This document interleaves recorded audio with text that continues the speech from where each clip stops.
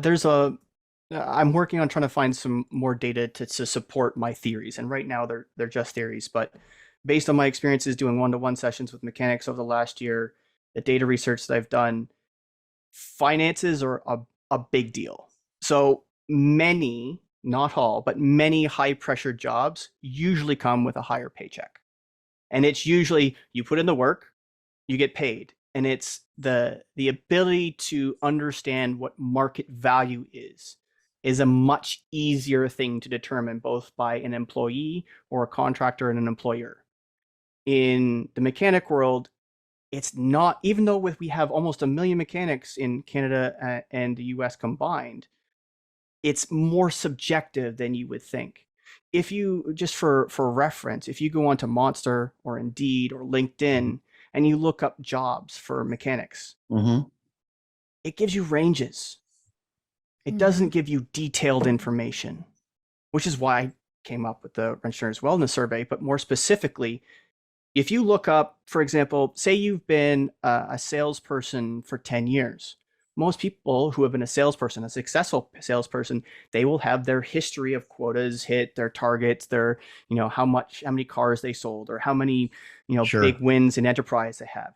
You can suggest, and there's a fairly good objective value that you can place upon that. How big the deals were, how many deals you would do over a period of time. Is it monthly recurring revenue? Is it yearly recurring revenue? But a mechanic is essentially a salesperson.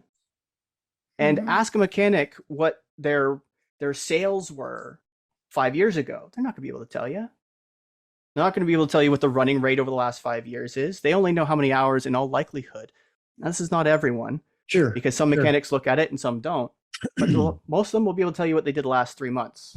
Maybe. Maybe they tell you what the last year. Maybe. If you ask the service leaders, they're probably going to give you roughly the same answer. For the most part, there's going to be the top 5%ers. They're going to be able to rhyme that stuff off like crazy. But when you get in the nitty gritty, if you went out and asked a service leader, it's like, if you were going to hire in your area, in your state, in your brand, what is a 10-year, not a 5-year, what is a 10-year technician with all of their level 3 brand training, technical training complete, with the average productivity of 110%, with 5 ASE certifications?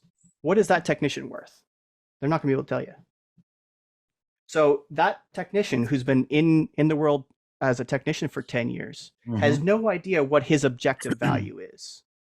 And secondly, they in all likelihood have had no training on how to communicate, no training on how to negotiate.